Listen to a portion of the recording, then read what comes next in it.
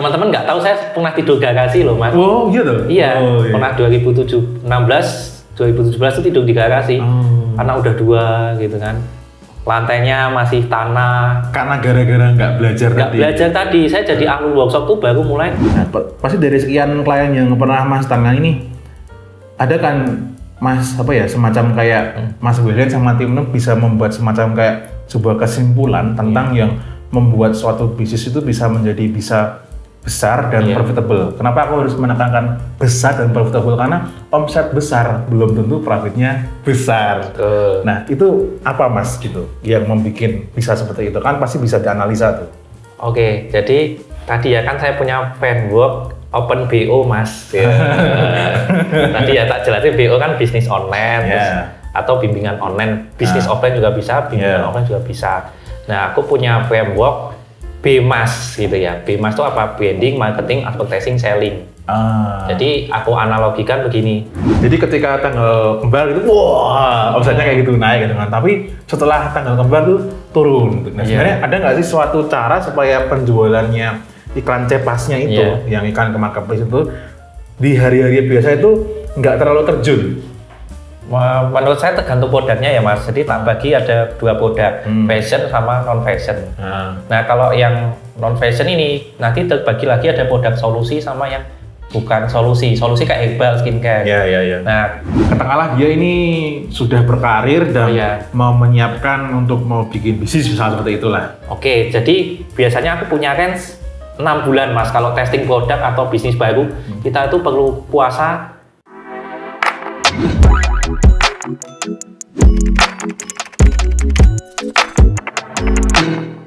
Mas William dari DG Volume Agency Marketplace. Ini orang gokil guys, karena punya insight dan pengalaman yang bisa meningkatkan penjualan online kalian. Seriously, makanya simak sampai akhir. Kantornya, DG Volume ini juga menarik dibahas. Misal, seperti mbak-mbak yang kerja ini. Pas kemarin kita di sana, itu kerasa banget vibe kerja mereka yang menikmati. Begitu juga dengan bro-bro yang kerja di sini juga. Tahu kenapa? Yep, karena di tempatnya Mas William ini, ketika sudah saatnya pulang kantor pada jam 4 sore, beneran tuh mereka pulang kantor. Gak heran kalau Mas William happy dan karyawan-karyawan juga happy. Anyway, selebihnya silakan simak percakapan aku dengan Mas William. Kita akan ngobrolin tentang bisnis online di marketplace, seperti cara memulainya, mengoptimasinya, dan juga menghitung budgeting untuk memulai bisnis online. Dan Mas William nanti juga akan share kepada kita semua, yaitu adalah suatu rumus komplit yang ini bisa membantu kalian untuk memulai bisnis online ataupun mengoptimasi bisnis online dan bisa langsung kalian praktekkan. Enjoy the show guys. Halo guys, wah ini ada episode yang istimewa banget ya. Kita ini ada di sesi ngobrol. Nah kali ini kita ngobrol dengan Mas William. Nah, Mas William ini konco lawas. Wah, mungkin ini sepertinya mukanya tuh polos, tapi ternyata guys dia tahu seluk beluk di kegelapan dunia IM. Ya, nah guys buat teman-teman yang mungkin belum kenal dengan Mas William, walaupun dulu kita pernah ya Mas ya, kita live satu kali. Malam hari itu sampai dari jam 8 hampir sampai jam 11 itu guys ya. Nah ini sebelum kita masuk lebih dalam lagi gitu Mas, nah, boleh Mas William tuh perkenalan dulu lah ya. Mas William ini nama lengkapnya siapa, pokoknya mau bikin apa aja, nama lengkap siapa, terus perjalanan karirnya tuh dari kayak gimana, terus jadi gimana gitu, sampai sekarang itu Mas William sudah memiliki, bisa disebut agensi ya ini Mas? Agensi. Ya, agensi yang Mas William ini berikan nama adalah namanya DG Volume gitu. Monggo Mas William. Siap Mas Fusek, saya memang dari dunia hitam Mas. Jadi aktivitas saya di sini tuh jual diri Mas. Oh. Jual diri dan ya sehari-harinya open BO Mas. Maksudnya BO? Open BO dan saya lakukan ini karena BH-nya itu semakin membesar Mas. Ya, sehingga ketika BH-nya membesar, saya otomatis BU-nya juga makin gede gitu Mas. Oh iya. Iya. Soalnya open BO itu enak Mas. Iya. Jadi open BO itu bubuk dapat duit mas.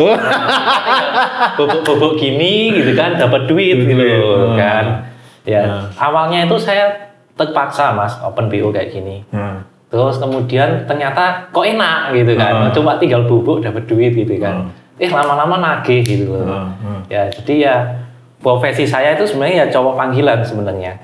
Menaik gitu. Iya, karena benar tadi kata Mas Usek, saya itu dari dunia hitam sebenarnya. Wajah polos ini tuh sebenarnya sugar daddy, Mas. Enggak, saya pas dulu kita live itu tuh vibe nakalnya tuh nggak kerasa ini loh. Ini kok kerasa banget. Iya. Ya tadi ya sudah menyelami jadi sugar daddy, terus punya ani-ani juga gitu kan. Jadi akhirnya saya meng-grooming mereka. Meng-grooming mereka supaya menjadi orang-orang yang ahli open BO, Mas. Bubuk yang bubuk dapat duit ya. Oke. Dan saya melayani VCS juga, Mas. VCS itu video konsultasi Shopee. Oh. Ya. Dan kalau mau pap TT juga boleh. Apa lagi itu? Pap TT itu maksudnya penjualan antar platform dan tanya-tanya mau transfer boleh. Jadi biar traveling dulu, Mas. Oke. Nah, Mas William ini Digi Volume itu dulu awalnya tuh mulai ada itu tahun berapa itu, Mas? Kami launching Desember 2020, Mas. Oh, pas pandemi berarti ya? Pas pandemi, Mas. Ini peralihan karena toko online-nya waktu itu kan kita jualan program hamil. Awal pandemi naik banget tuh. Ya, betul. Ya, itu juga ada yang jualan itu naik. Setelah akhir tengah-tengah waktu itu Desember itu udah mulai nggak banyak yang program hamil. Nah, tim-tim kami sisa tuh CS itu. Terus diapain ya gitu ya, biar mereka produktif. Akhirnya kita tawarin ke murid-murid di workshop. Saya kan punya workshop. Database list gitu ya? Ya, database. Kita tawarin ke teman-teman yang punya tim 3 orang bisa siap pakai gitu kan. Siap pakai, terus ternyata yang masuk 10 nih. Kewalahan. Pikir saya kan satu orang satu brand aja. Ternyata permintaan ada, Mas. Akhirnya tadi dari 3 orang terus kita mulai nambah lagi dari terus jadi 8 sampai pernah 28 sampai 30 orang di sini sekarang di agensi ini. Seperti itu.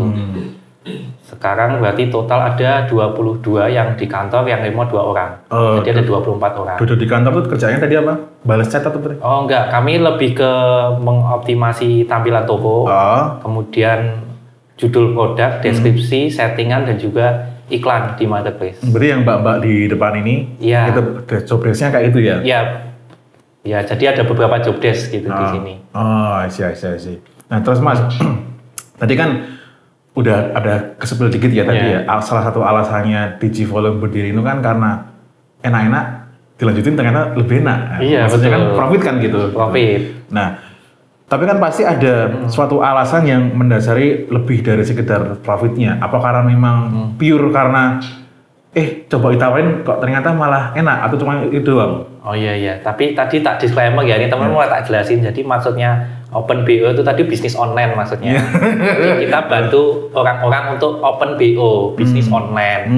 Dan saya juga punya BO yang lain, yaitu bimbingan online maupun offline. Yang tadi dari murid-murid itu tadi minta gitu loh, Mas aku pasang lowongan ke tim marketplace kok nggak dapet begitu. Nah kami menyediakan buat teman-teman dimanapun berada, kalau nggak punya tim bisa pakai tim kami dulu. Nanti kalau sudah dapat boleh dilanjutin sendiri gitu. Itu dapat tuh maksudnya bisa akuisisi dari sini atau mereka dapat sendiri? Biasanya dapat sendiri. Maksudnya kan kalau tantangannya di agensi kan satu orang nggak cuma pegang satu ya, Mas. Sehingga mungkin secara kualitas dari para brand owner ini pengen yang lebih fokus, all out lah. Ya, karena di kami saat ini belum ada sistem dedicated gitu ya. Paling dikit cuma satu orang, ada yang 2, maksudnya 2, pegang 2 itu udah pagi sama siang dan sore gitu. Belum satu orang satu gitu, atau satu orang megang 3 platform itu juga udah super power banget di sini. Seperti itu. Jadi kami sebenarnya niatnya tadi menyediakan teman-teman yang daripada rekrut sendiri ya kan, pasang loker, interview, nge-training, pas bisa malah keluar bikin bisnis seperti yang rekrut gitu ya Mas ya. Nah, kami sediain. Iya. Terus Mas, itu kan dari 2020 sampai hari ini itu kan berarti sudah OTW 5 tahun kan? Iya. Itu kan berarti kan udah ada sekian banyak klien yang Mas William dan tim Digivolume udah tangani gitu Mas. Nah, itu kan pasti ada tuh klien yang menyenangkan. Dan ada klien juga yang ngeselin. Nah, itu boleh ceritakan ke teman-teman. Oke, jadi memang tadi ya klien yang menang intinya itu kalau di jasa ya Mas itu adalah klien happy, tim happy, terus kami manajemen atau pemilik juga happy. Jadi bagaimana tiga-tiganya ini happy kan perlu kalau sepak bola tiki-takanya yang enak. Jadi kita milih klien yang memang secara mindset tuh udah ada gitu loh. Saya kan ada pegang suatu brand itu udah setahun lebih gitu ya. Lebih udah mau jalan 2 tahun ini itu. Jadi setiap treatmentnya itu beda-beda tiap brand ini. Nah, cara saya milih klien adalah tadi kita tahu ownernya, mindset ownernya itu gimana gitu. Nah, yang enak-enak itu adalah yang nggak pengen instan. Nah, ini yang biasanya sudah paham tentang branding nih Mas, ownernya udah ngikuti workshop branding, ya entah ke siapapun workshopnya. Terus dia biasanya nggak langsung minta hasil di 3 bulan pertama gitu. Walaupun waktu itu saya pegang udah langsung ada hasil. Cuma tadi saya bilang nih kalau harus maksimal harus foto ulang. Nah, foto ulang itu udah makan 3 bulan sendiri Mas. Betul. Nah, belum cari talent dan sebagainya. Nah, itu yang enak kayak gini. Nah, yang nggak enak adalah tadi Mas, ada yang modal pas-pasan. Ya kadang nih kayak gini nih teman-teman, kalau ini nggak semua pabrik kayak gini ya. Mungkin ada pabrik-pabrik yang mungkin nawari para brand owner ini loh lagi laris skincare, terus tahu-tahu bikin tanpa tahu bedanya skincare-nya dengan yang lain apa. Dan bikinnya banyak. Terus nggak bisa masakin, ngubungin agensi udah mau expired gitu ya. Agak pusing juga ini biasanya kayak pabrik-pabrik agak khawatir gitu. Nah, tantangannya tadi dia cuma punya modal buat barang, tapi buat iklan sama tim nggak ada. Nah, ini tantangannya agak sulit. Karena saya yakin dia rekrut sendiri ataupun pakai agensi manapun belum tentu akan mau atau bisa naikin omsetnya. Nah, itu yang nggak enak, yang kayak gini Mas. Berarti kan dari insight tadi, Mas William ini memang melakukan semacam kayak filtering ya untuk klien yang masuk gitu. Betul, jadi nanti klien tuh ada yang degrading gitu Mas ya.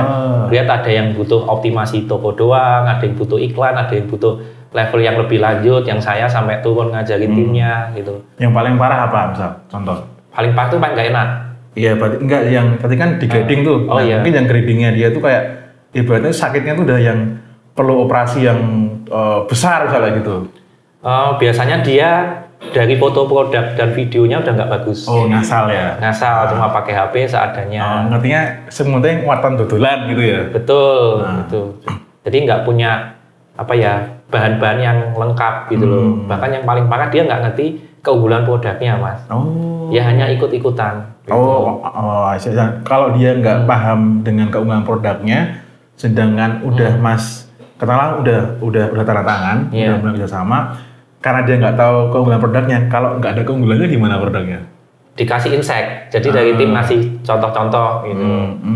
Jadi kita itu mungkin salah satu value-nya kami nggak pelit ilmu gitu loh Mas. Jadi kayak walaupun sudah selesai jadi klien, tetap ada yang umpamanya minta Zoom meeting di breakdownin petanya kayak gitu. Atau pas jadi klien dia nggak ngerti ya kita kasih dipandu gitu loh Mas. Ya karena kan kami tadi ya ibaratnya ketika orang nggak tahu coba dikasih tahu dulu sambil jalan nanti dia menemukan gitu. Ahanya tadi ternyata produkku bedanya di sini. Nah itu baru coba kami angkat. Gitu. Ya berarti pelan-pelan lah ya guys. Iya betul. Nah terus nih tadi kan ada yang klien yang nyebelin, nah ini kok ada pertanyaan yang lebih menjurus lagi guys. Gitu. Pasti kan dari sekian klien yang pernah, malah belibet sih aku. Ini nih, ada nggak sih klien yang produknya tuh bener-bener ampas banget gitu lah. Terus karena hasilnya nggak oke terus nyalahin Mas William dan tim gitu. Itu ada. Ya pasti ada. Jarak lah gitu. Ya memang ada sih. Jadi ini ada suatu brand gitu kan, baru personal branding ownernya nggak ke arah kecantikan, tapi dia jual lebih mahal dari brand-brand terkenal di Indonesia. Nah itu agak sulit juga gitu. Jadi nggak ada keunggulan. Produknya nggak ada keunggulan, mirip-mirip. mirip-mirip, tapi tadi pengennya untungnya berlipat-lipat. Padahal ya cuman krim-krim biasa gitu ya? Iya, waktu itu sabun Mas. Sabun. Ya susah ya kalau nggak ada keunggulan yang dibandingkan dengan yang lain ya. Kecuali kayak Dr.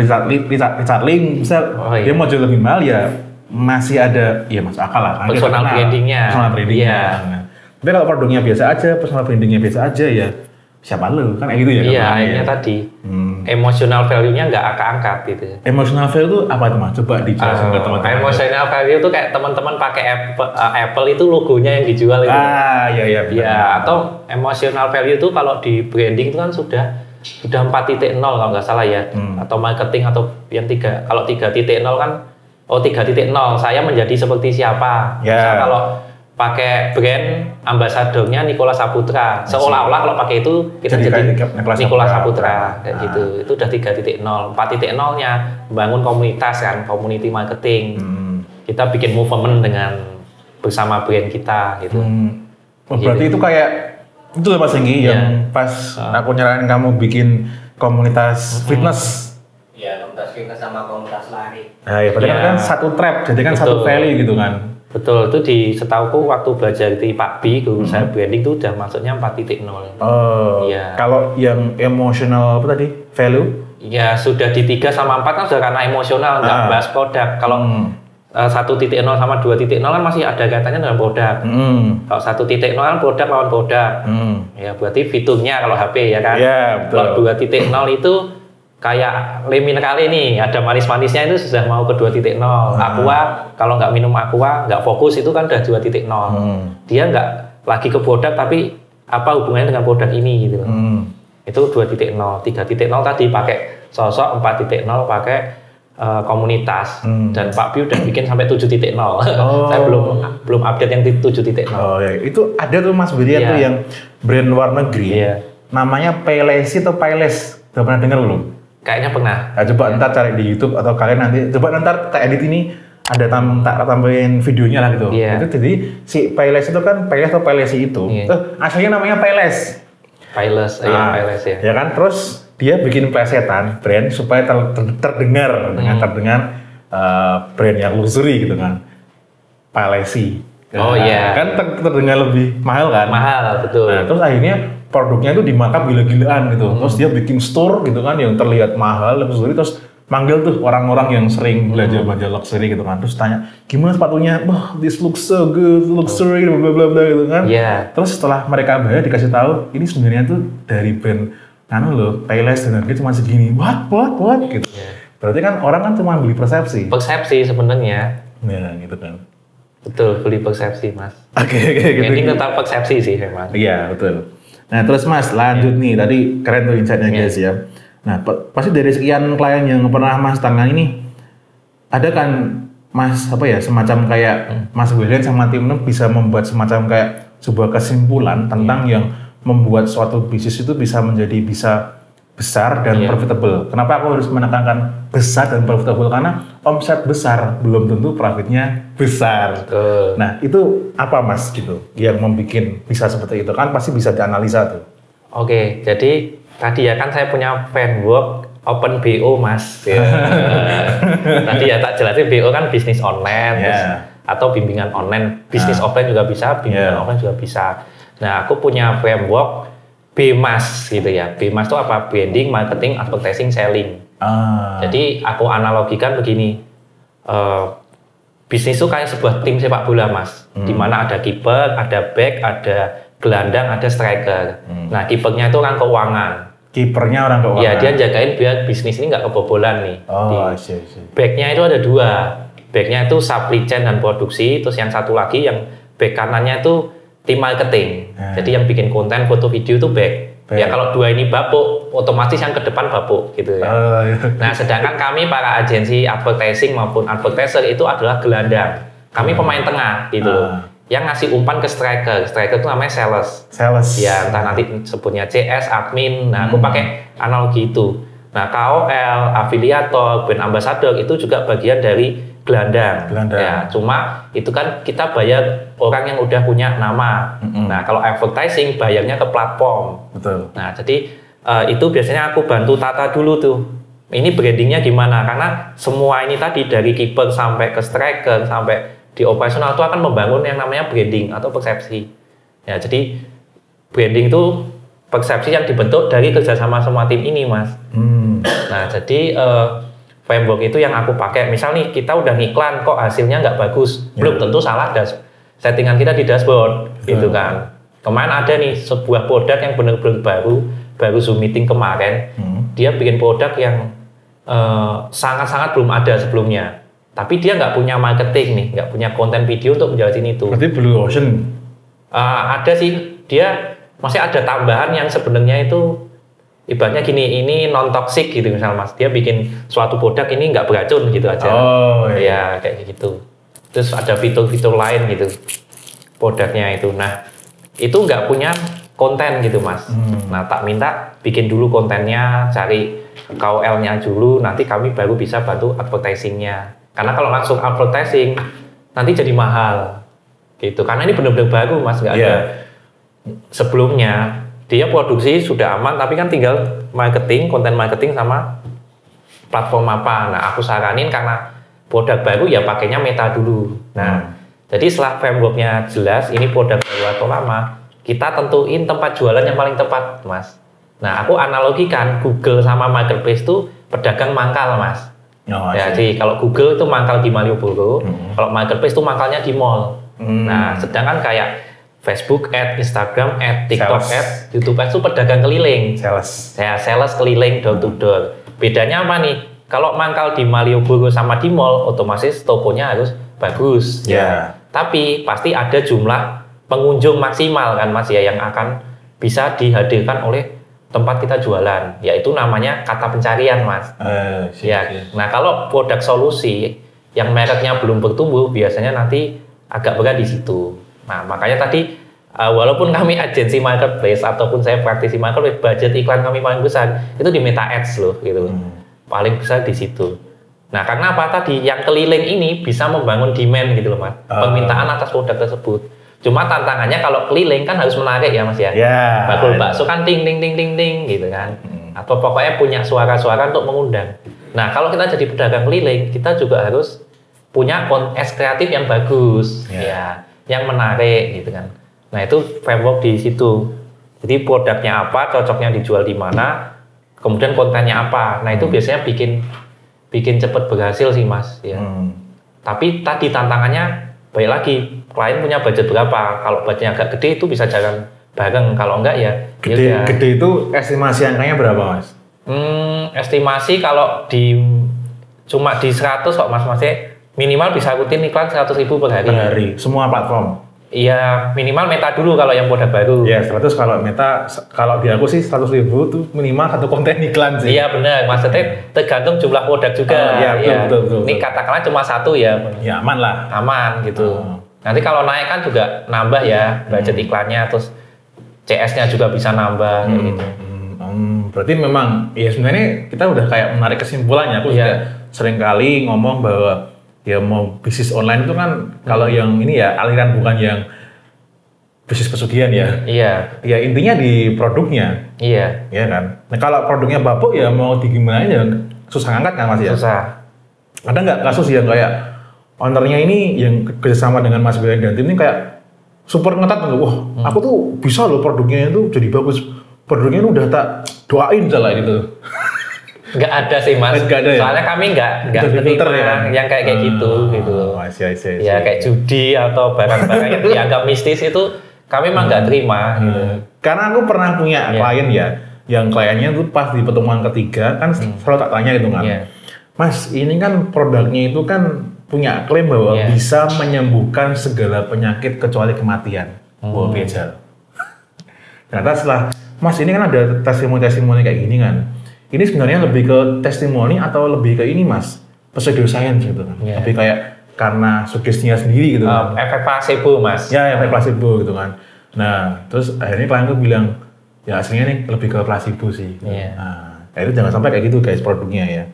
Kalau kamu seorang advertiser Meta, kamu bisa mendapatkan hasil iklan yang seperti ini. Tapi nggak bisa dengan cara yang kamu lakukan sekarang. Karena hasil iklan yang tadi itu adalah hasil praktek dari ngulik di luar dashboard yang sudah dilakukan oleh Bro Ezar. Bahkan pembeliannya itu di website alias nggak perlu CS. Klien Bro Ezar pun sampai bilang begini, wah tahu gini saya nggak perlu pakai CS ya mas. Sekarang bayangin, berapa duit yang bisa kamu hemat kalau kamu mempraktekkan ngulik di luar dashboard di Meta Ads kamu sekarang. Segera akses Facebook Ads Anti Dukun Series Premium dengan klik linknya yang ada di description box di bawah. Back to the show. Nah terus mas kemarin kan pas lewat IG story-nya Mas William tuh ada salah satu klien yang ditangani dari Mas William dari yang omsetnya dari berapa ya? 6 juta terus jadi berapa itu loh? Iya, 69. Nah, misal kasus yang seperti itu treatment-nya apa Mas itu? Tadi urutannya kan kita benahin back. Back itu berarti kan konten marketingnya dulu ya. Terus baru advertising-nya, baru sales-nya. Nah, kadang tuh di marketplace kan ada 3 tahapan ya, kunjungan, keranjang belanja, baru checkout payment. Nah, di dashboard itu nanti kita bisa lihat yang merah itu di kunjungan, di keranjang belanja atau di checkout payment gitu mas. Di tiap ini kan nanti ada tingkat konversi. Tingkat konversi dari kunjungan ke keranjang, dari keranjang ke checkout payment. Nah di sini treatmentnya ada masing-masing. Kalau kunjungan ini full tugasnya si advertising, datengin traffic.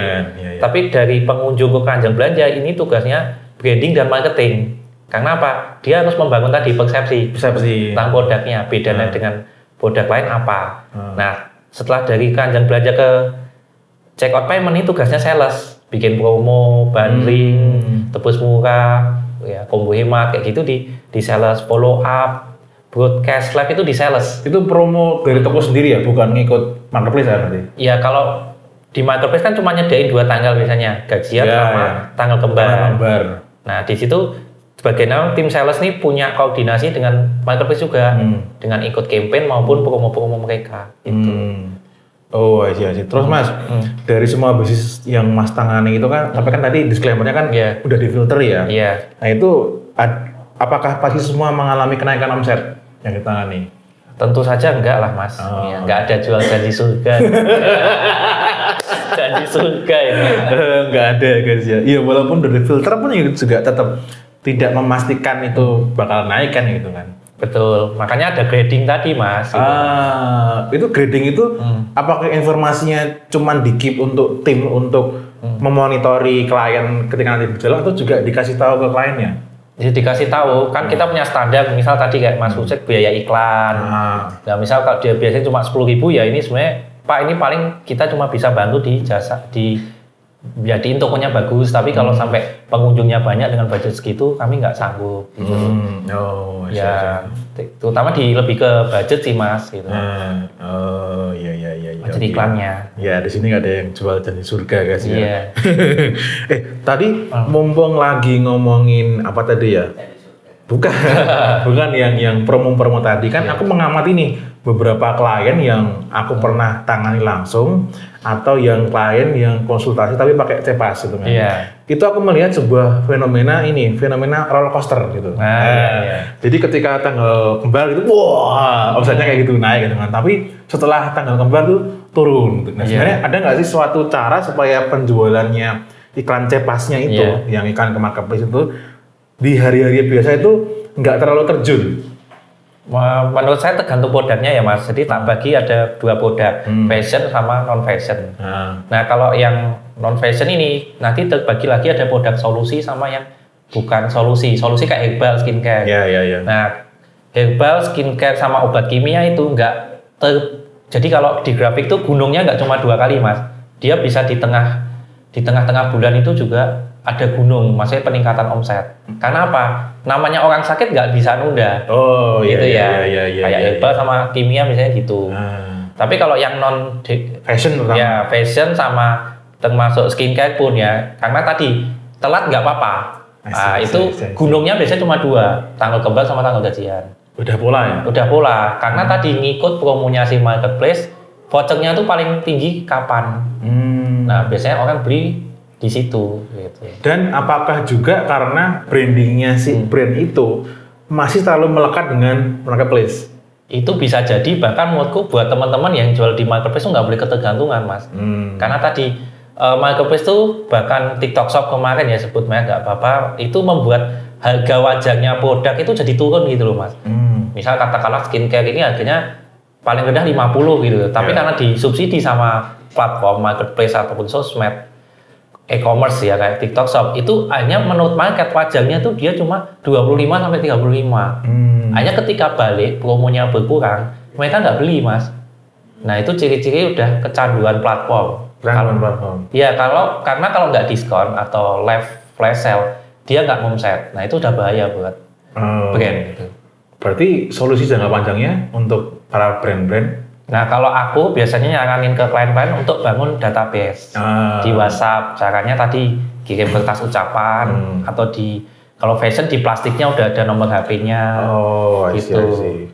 Terus kalau yang sudah next level lagi bangun aplikasi, terus bangun komunitas. Iya.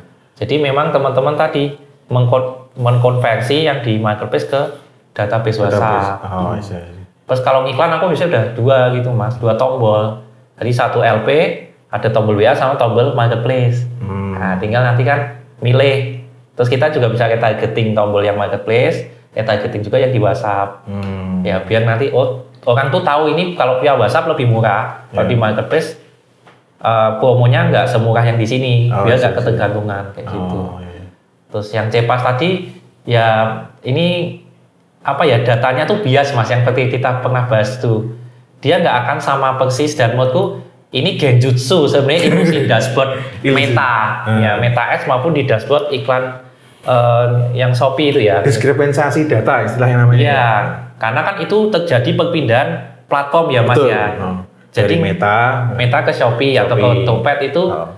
Tapi ini disclaimer, yang Topet lebih bagus, Mas. Iya, secara data. Ya, karena kerjasamanya entah beda atau apa. Secara data lebih bagus daripada dari jalurnya paling, Mas. Jalurnya lebih genah dia. Settingannya itu kalau si Shopee ini kan di dalam dashboardnya Meta. Nah, kalau di Topet udah bisa di dashboardnya Topet sendiri. Setahuku ya, kalau belum berubah teman-teman. Makanya enaknya di situ. Nah, terjadi perpindahan dari Meta ke Cepas ini yang di Shopee. Ini kan sudah punyanya Shopee platformnya. Nah, itu bikin hasilnya nggak sama persis. Iya. Nah, sayangnya teman-teman praktisi yang jualan kelas Cepas yang dibuka itu adalah dashboard bukan dashboard Cepasnya sama dashboard omset performa toko dan produk. Nggak dibuka dashboard yang tadi ya gabungannya Meta sama Shopee itu yang ada masang tag URL pemaling itulah, aku nggak lupa namanya itu ya. Nah, itu seringnya yang dijual itu, Mas. Kan sering kan sekarang beredar yang pokoknya kalau kamu mengikuti framework ini nanti ROAS-nya bisa kayak di dashboard ini kan kayak gitu. Iya. Padahal dibikin pun bisa gitu. Ya kan manusia kan lebih suka ini, Mas. Dikasih lihat kartu depannya doang. Oh iya. Karena kalau dikasih tahu belakangnya nanti nggak tertarik, Mas. Itu suka juga. Oh, gitu ya. Iya. Berarti tetap ya kedepannya memang nggak bisa dependable banget dengan marketplace ya. Betul. Nah, aku punya insight nih guys, buat kalian nih guys ya, buat kita semua. Aku punya klien yang nggak bisa aku disclose ya, nama brandnya apa. Jangan. Tapi omsetnya udah di range 400 sampai 600-an juta per bulan. Fashion di Shopee udah Shopee Mall gitu. Itu dia marginnya juga tergerogoti oleh marketplace gitu kan. Betul. Nah, gitu kan. Terus ya akhirnya kemarin dia tak saranin, dia konsultasi udah sampai 2 kali, maksudnya bayar terus bayar lagi gitu kan. Itu dia udah ini sih siap-siap website.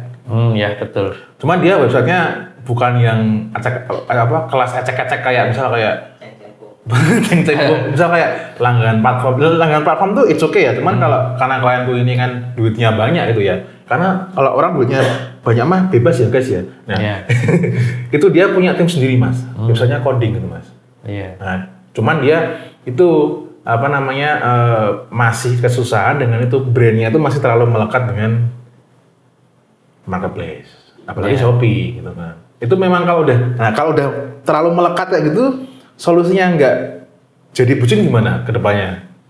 Nah, tadi ya harus ada alternatif gini kan. Jadi sebenarnya marketnya Shopee sama market WA itu menurut saya beda mas. Pembeli yang biasa bahkan ke website betul, itu ya betul, ada 3 betul. karakteristik berbeda. Betul. Nah tugas kita adalah mengedukasi yang biasa beli ke Shopee bahwa kalau ke WA atau ke website itu lebih murah loh. Nah tadi kan pakai kertas ucapan, plastik, iya, tadi ya. Nah tujuannya adalah mereka mau save nomor official kita. Ya aku masih databaseku itu aja mas yang tak pegang segitu 5.000 sekian loh mas. Belum di tim-tim CS ini ada yang 12.000 atau apa. Karena kita bener-bener nggak mau ketergantungan dengan platform apapun gitu kan. Jadi kayak di marketplace, di edukasi tadi. Kalau di WhatsApp nanti ada launching produknya lebih dulu di situ, harganya lebih murah dulu di situ, benar. bonusnya lebih banyak gitu kan. Asal kamu save nomor ini. Terus kalau herbal dapat konsultasi pendampingan. Kalau skincare kamu bisa konsultasi dengan beauty advisor. Bang. Jadi harus ada nilai lebih supaya yang di marketplace pindah ke situ. WhatsApp. Terus nanti mau ke website atau aplikasi gitu mas. Iya bener sih, aku kemarin juga nyaranin ke klien tuh coba ini mah perlahan-lahan launching produk yang adanya cuma di website. Iya gitu ya. Asik kayak udah ketemu berarti. Oke, terus mas, ini pertanyaan nih yang mungkin bagi sebagian orang ini kayak basic gitu ya. Tapi ini penting sih.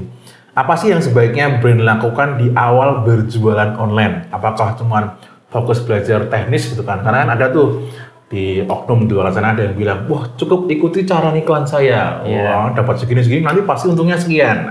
Nah, Mbah Salto. Nah, atau benerin fundamental mas? Mana yang bener? Nah setelah aku belajar, saya kan ahlul workshop nih mas.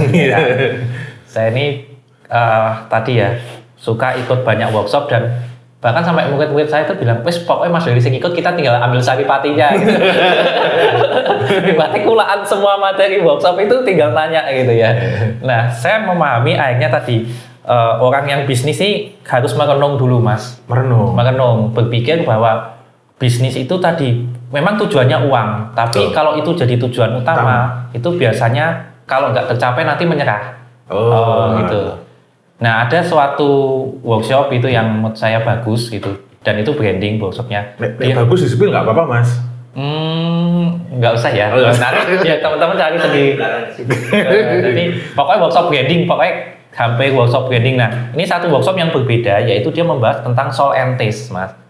Nah jadi brand-brand yang dipegang dia yang jadi itu adalah owner yang punya soul and taste di produknya. Iya benar, udah pernah.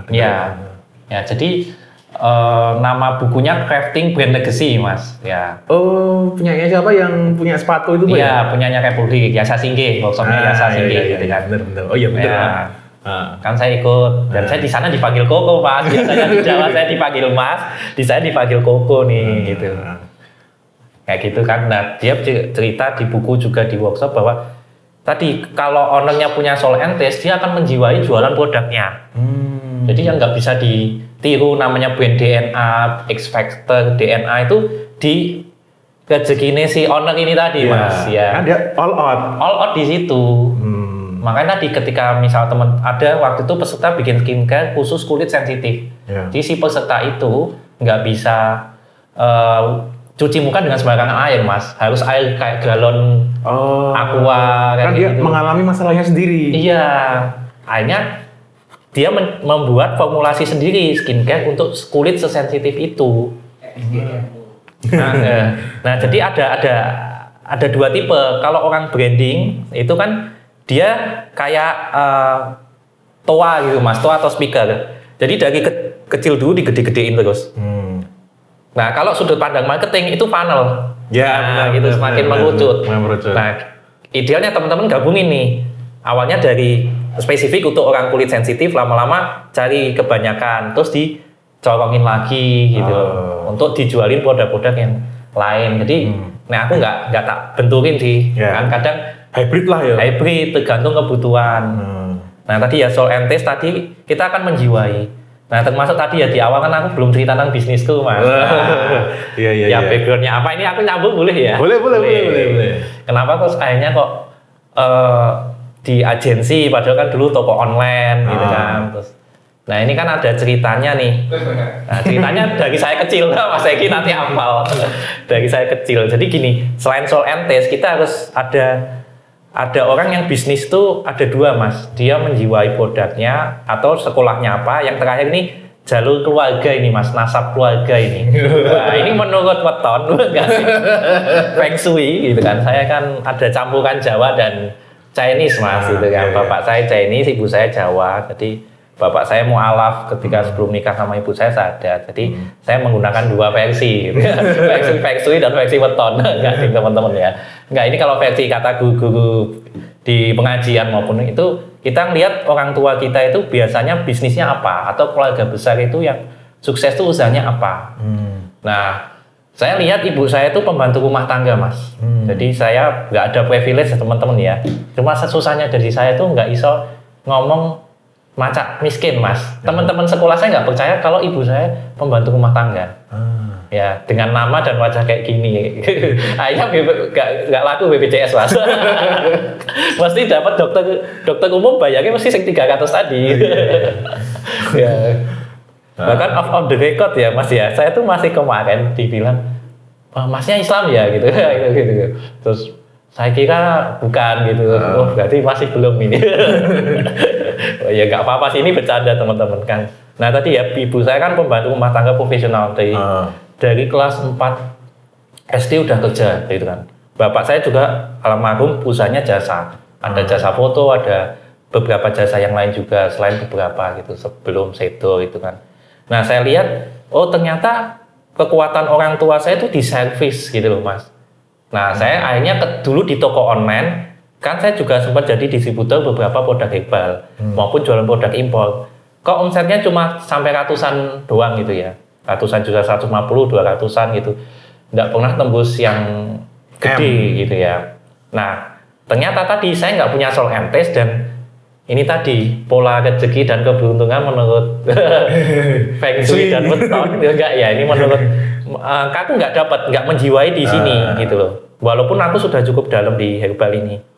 Nah, akhirnya saya dapat di dua ini, edukasi dan agensi. Ternyata aku lebih punya manfaat lah, banyak riset. Aku riset 200-an produk ada mas, ngetes di Shopee maupun di platform lain itu 200-an produk. Nah akhirnya kepakainya di agensi ini. Aku bisa nge-advise banyak kategori produk. Dan aku punya soul entes, terus ngembangin edukasi dan jasa ini biar semakin membuat klien maupun calon klien itu paham gitu loh mas. Terserah nanti mau sama siapa atau masuk sini, yang penting kita edukasi dulu. Karena tadi kuncinya filtering tadi edukasi dulu gitu mas. Aku seringnya pakai cerita, fakta, data, cerita gitu loh.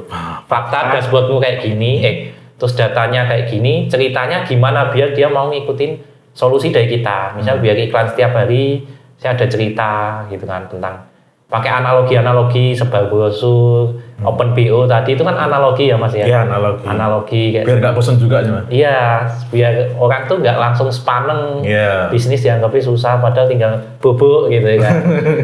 Nah kayak gitu mas. Jadi punya soul entes. Yang kedua tadi mungkin di keluarga kita itu ada yang udah sukses, nah kita bisa ngikutin nih. Kayak orang Madura sate kayak gitu ya, orang Kuningan Warmindo itu kan sudah berpola, tinggal kita ikutin. Jangan-jangan jalur rezeki kita itu nggak jauh-jauh dengan circle atau berarti kayak Jokowi Gibran gitu ya. Bahaya ini. Agak bahaya ini. Ya kan gitu kan. Iya, maksudnya politikus, anaknya politikus. Jangan juga. Om dekot ini. Jajan suatu saat Mas Fusek sudah. Dia mah keluar. Kom Digi jangan-jangan. Kom Digi. Aceh ya. Oke. Aku tadi ada pertanyaan malah jadi lupa nih ya kan. Terus Mas tadi kan jenengan udah lihat banyak produk banget tadi jenengan udah 200-an produk kan. Itu kan berarti sebenarnya bisa kayak dipetakan atau dipolakan gitu ya guys ya, kayak sebenarnya produk yang punya potensi bisa terjual tuh yang kayak gini, terus produk yang ampas belgedes itu yang kayak gini tuh berarti kan bisa ya mas ya? Bisa banget mas. Nah, itu berarti bisa mas kita misal bikin semacam kayak produk digital bersama gitu. Bisa. Bisa banget. Bisa ya, nanti ditunggu guys gitu. Oh iya, kan kita nih ngerti ya ada suatu fakta ya, dan aku yakin pasti Mas Willy dan tim juga udah ngerti ini kan ada tuh. Aku pakai kata kemungkinan ya, pihak marketplace itu kan mengintai produk yang laris ada di marketplace. Nah itu Ya tadi ya solusinya baik lagi ya, kita nggak boleh kecanduan sama apapun. Iya. Ya. Meta Google pun juga nggak boleh kan. Iya, betul. Ya tadi ya, oke. Ya karena ya nyatanya marketplace ngerti ada pengiriman itu juga cuannya gede, dia bikin sendiri. Betul. Ya kan? Nah, itu udah kejadian Mas di salah satu murid saya. Bahkan dari orang dalam marketplace itu nanya, beli kainnya di mana? Gitu. What the? Iya, kayak gitu. Iya. Terus akhirnya kalau yang sekarang kan pakai jalur dikelola marketplace itu ya. Jadi dari marketplace minta harga di bawah HPP gitu atau mepet HPP kayak gitu. Terus tadi yang dikhawatirkan waktu TikTok Shop ditutup kan tadi didatengin dari luar negeri, Mas. Oh. Iya. Itu yang bahaya. Yes. Ya gimana ya, namanya bisnis kan profit ya. Shopee nggak boleh nyebutnya kebacut. Marketplace, nah, semua kan cuma kan semua kan punya luar negeri semua. Nah, iya. Betul. Terus Mas, ini kan audiensku itu kan banyak yang ngebahas tentang iklan gitu kan. Yeah. Nah ini mending iklan doang di marketplace atau digabungkan dengan iklan di sosmed? Tergantung produknya. Jadi kalau yang fashion, selama tadi ya marketplace itu punya pasar kayak gini. Fashion di bawah 100 itu nggak perlu langsung marketplace sama fotonya bagus, dia bisa biasanya works. Tapi kalau sudah 200 ke atas itu perlu meta, gitu kan. Perlu meta. Create demand ya? Iya, 100 sampai 200 dua-duanya digabungin gitu ya. Tapi kalau yang produk solusi kayak herbal, skincare dan kawan-kawan itu, menurut saya kalau langsung marketplace itu berat. Ya, berat. Nah, sarannya tetap meta dulu. Jadi lihat kategori produknya. Lihat kategori produknya, oke. Marketplace ataupun sosmed, di awal itu kan pasti sepi ya. Maksudnya ketika brand mulai, itu kan masih kan marketplace-nya dia, sosmednya dia itu kan masih krik-krik gitulah ya. Betul. Nah itu apa yang dilakukan brand agar terlihat terpercaya sehingga membuat orang itu mau transaksi? Di marketplace sama sosmed nih Mas? Apa ya, dua-duanya? Marketplace-nya, dua-duanya. Oh, marketplace. Ya kalau marketplace sama ya teman-teman ya. Pertama dari beli fake order, ya enggak? Enggak sih, ada cara lain sih. Bukan order.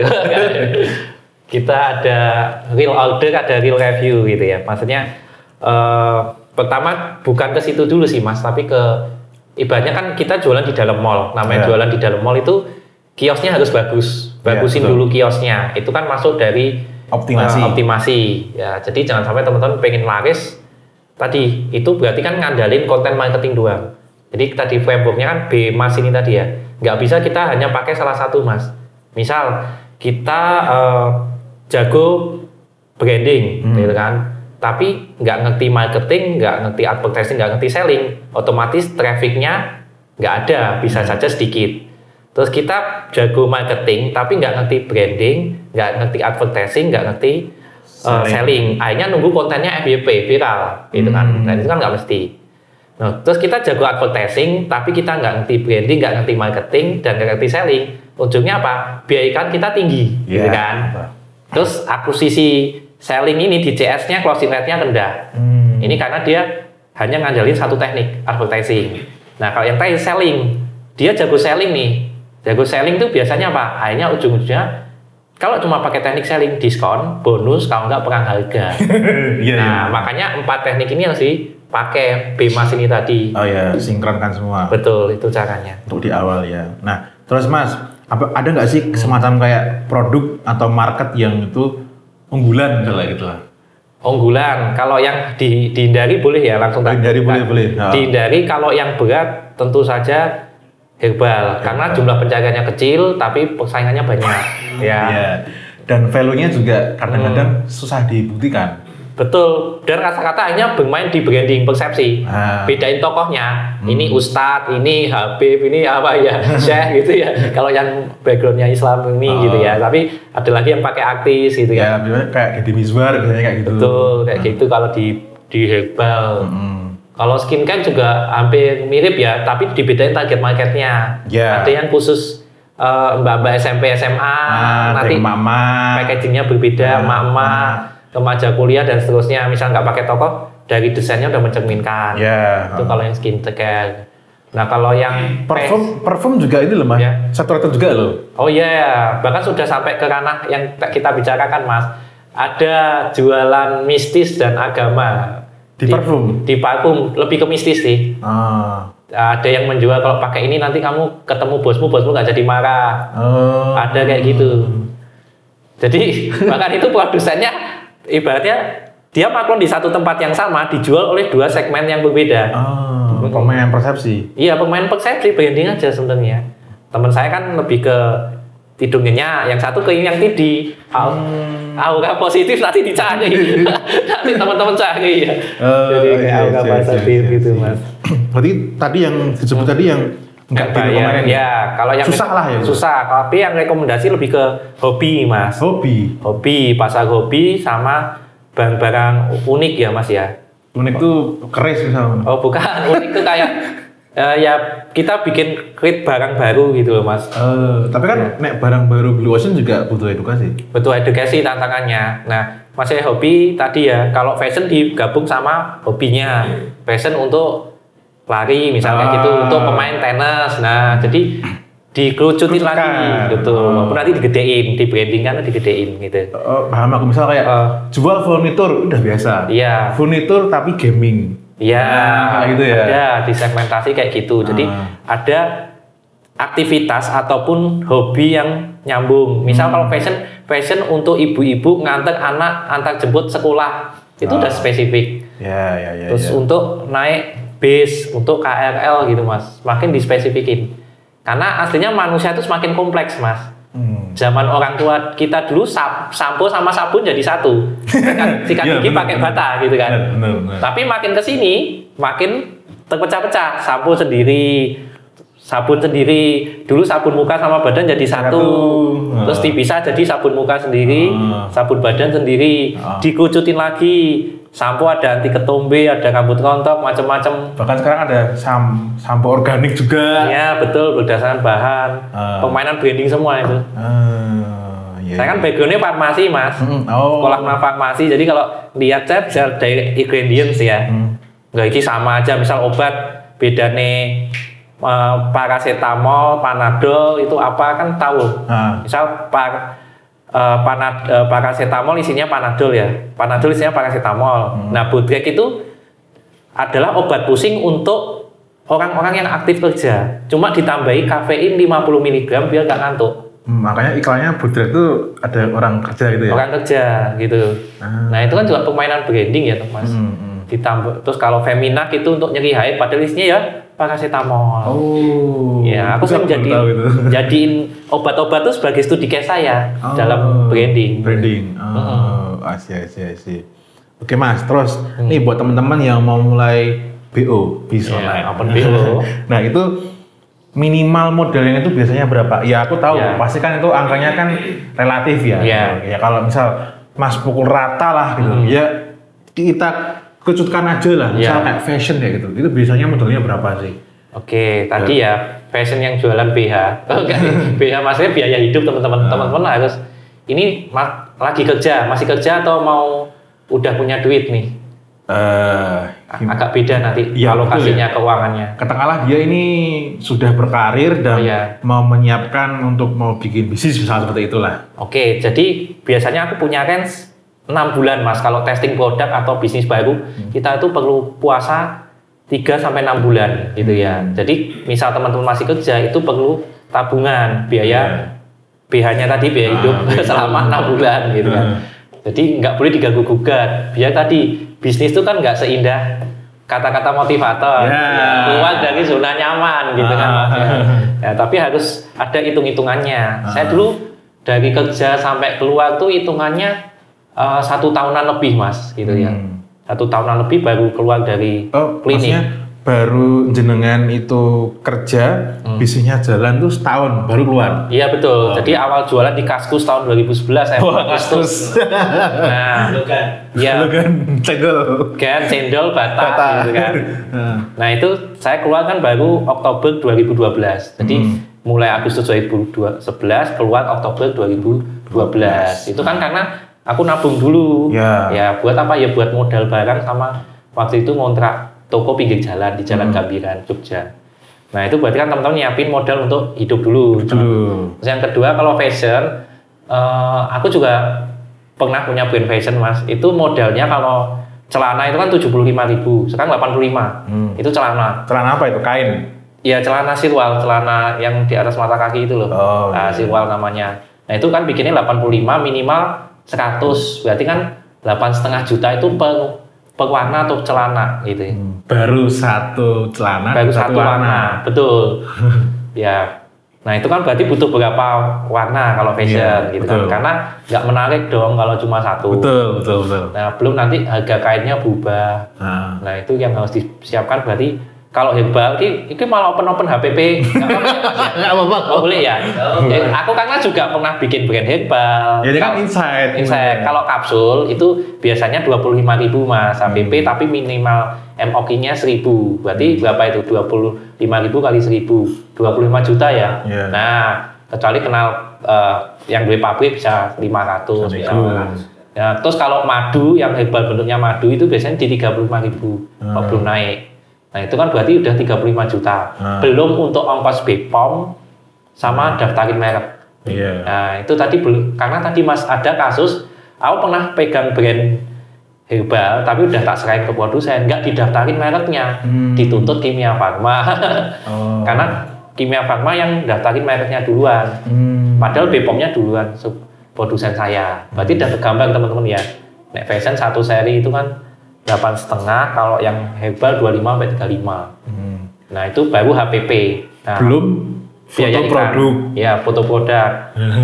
Foto produk sih murah ya Mas kalau yang herbal ya Mas ya. Foto pakai HP jadi. Tapi kalau yang fashion itu model itu bayarannya per jam.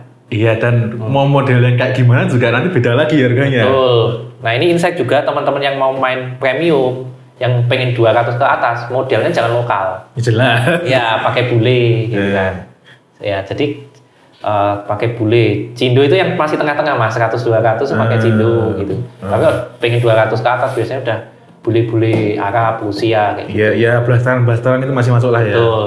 Jadi itu, nah itu kan dulu ya saya pas celana itu 2 juta ya waktu itu. Satu talent berapa jam? Iya. Dan belum sewa tempatnya. Belum sewa tempat, studio dan peralatannya. Ya, larang guys. Pas tukangnya, tukang fotonya, editingnya. Itu fotonya belum biaya iklan. Nah, tadi kan ngomong-ngomong tentang HPP ya Mas ya. Aku biasanya set HPP itu di 30-50%. Ya, jadi itu. Nah, biaya iklanku biasanya 15-30%. Nah, operasional 5%, net profit biasanya 10-15%. Aku set rasio keuangannya gitu. Nah, itu biasanya baru tercapai kalau proses branding dan kawan lancar itu di bulan 3-6. Nah, berarti kan ada resiko enggak juga kan? Iya. Akhirnya lebih panjang lagi. Itu Mas. Jadi rasionya HPP 30-50, biaya iklan 15-30, operasional 5%, gaji tim itu 10-5%, terus net profit 10-15%. Oke. Itu auto keuanganku biasanya gitu. Oke. Itu dengan asumsi 3-6 bulan itu tidak terjadi sesuatu. Iya, betul. Ya kan. Siapa tahu terjadi COVID seperti dulu kan nggak tahu ya. Iya. Ya kan? Bisa jadi Mas. Ini maaf open dashboard keuangan barang, nggak apa-apa. Ya nggak apa-apa. Ya. Kita kan belak-belakan ya. Nah, terus Mas, kita tadi udah ngomongin modal dan kayak asumsinya nanti ke depan kayak gimana gitu kan. Nah, berarti kan ini kita kan ngobrolin tentang meminimalisir resiko berjualan. Itu gimana? Cara kalau menghilangkan tuh nggak mungkin. Iya. Yang misalkan diminimalisir, di manajemen lah. Itu kalau versinya Mas William gimana? Resiko rugi tadi yang bangun brand ya. Ya, misal gitu. Biasanya sih sebenarnya teman-teman kalau misal kita punya karyan kayak Mas Imam nih, Mas sebut jeneng asli apa ya Mas Dawati ya Mas ya. Kok di sensor kayak Mas? Kan memang depannya udah ada. Oh iya, memang udah ada ya. Saya khawatir ada nama panggungnya gitu. Nah, itu kalau teman-teman udah punya skill, saranku belajar skill dulu Mas. Misal belajar meta ads ke Mas Pusek gitu kan. Nah, nanti sebenarnya produsen-produsen ini itu tuh pada nyari talenta. Jadi kita itu nggak perlu modal. Ya modalnya pengalaman, skill. Ya skill maksudnya modal barang. Duit. Nanti kita udah dikasih barang nih. Itu caraku yang paling safe sampai sekarang. Jadi aku fokus nyediain tim dan mengajari tim. Nanti tinggal produsen-produsen masuk. Itu cara yang menurut saya paling aman. Karena aku juga tadi pernah maklon sendiri ya Mas. Baik kapsul, terus madu, terus fashion. itu kalau tadi aku nggak punya soul and taste di situ, aku nggak bisa berpikir pengembangannya. Betul. Ya. Karena nggak tahu dalaman marketnya. Ya, walaupun backgroundku farmasi ngerti iso ngoprek herbalnya, tapi kan aku nggak ngerti marketnya, gitu, ngerti produknya nggak ngerti marketnya. Tiap harinya itu nggak ngulik itu. Nggak ngulik itu, ngulik dashboard marketplace. Gitu kan. Ya, jadi cara memilih market biar nggak modal yang pertama itu. Yang kedua, kerjasama dengan teman-teman yang sebenarnya nggak punya keahlian. Jadi dia bukan produsen, tapi dia punya barang, itu juga bisa. Oh, iya. Ya, bisnis kan sebenarnya cuma dua, Mas. Ya, jual diri atau jual teman. Dia juga tak jual itu. Iya, nanti kita sama-sama kita jual diri ya nanti ya. Jadi jual barang atau jasa punya kita atau jual barang atau keahlian teman. Saya jual jasa website, jasa aplikasi juga. BO keahlian dan pengalaman. Betul. Karena kita semua BU butuh uang. Butuh uang. Oke, berarti cara meminimalisirnya kayak gitu. Tapi kalau udah berpikiran mau buka branding ini, mengeluarkan duit segini ya, mau nggak mau berarti ya yang namanya udah dianggarkan tuh ya ketika itu nanti hilang gitu ya. Makanya sebelum nyemplung ke suatu kompetisi, yang terakhir kemarin ya aku nonton video Mas Susek tentang launching e-course atau apa ya, produk digital. Bener, riset kompetitor dulu. Betul. Ya ibaratnya gini, di branding itu kita itu yang penting masuk dalam otaknya konsumen. Nah, masuknya itu di nomor berapa? Ya minimal 5 besar, ideal 3 besar. Kan ada teori 3 slice cake, Mas, 3 potong kue, gitu kan. Nah, karena apa? Misalnya sebutkan merek-merek HP, kita akan nyebut iPhone, Samsung, Xiaomi, Oppo, Vivo. Setelah itu udah mikir nih, Infinix, Tecno, Itel dan sebagainya. Udah top 5 ini. Ya, top 5. Nah, kalau kita masuk di dalam persepsi orang kita 5 besar, insya Allah kita dapat market, apalagi 3 besar. Nah, ketika launching produk, lihat di situ udah ada jualannya siapa, itu. Karena kita harus ranking 1 sampai 3. Yang marketnya gede. Kalau udah 4, 5 itu udah turahan gitu loh, Mas. Nah, jadi riset dulu sebelum bikin. Ini udah ada kompetitornya nggak? Kalau udah ada, bedanya saya dengan dia apa? Betul. Ya, kalau kita nggak bisa secara bedanya apa, yang penting tadi cari positioning yang berbeda. Yang berbeda gitu. Ya, mungkin kayak gitu. Di sana ada oknum yang berjualan janji manis gitu kan. Nah, angle-mu malah unik gitu. Nggak kasih janji, nah, tapi apa kayak gitu ya. Betul. Itu juga itu memainkan isu dan angle guys itu. Betul. Oke guys, ini last but not least ya, karena ini kalau nggak diselesain ntar bisa sampai ganti hari guys ya. Betul. Kalau Mas Belian ini bisa punya mesin waktu,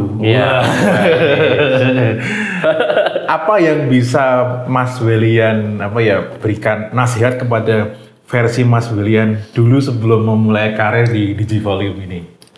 Oke Mas, jadi aku termasuk dulu aliran yang mulai aja dulu, nggak pakai ilmu. Jadi yang penting mulai nggak pakai ilmu. Akhirnya aku mengalami kegagalan di banyak kondisi, gitu ya. Nggak cuma di bisnis lah, udah pernah ceritanya gitu.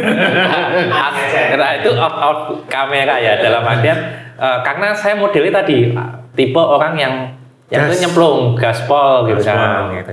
Nah, ternyata nggak bisa guys, walaupun ada yang bilang kalau saya ngajarin kayak branding marketing itu dibilang ribet Mas, bertele-tele, bikin orang nggak mulai.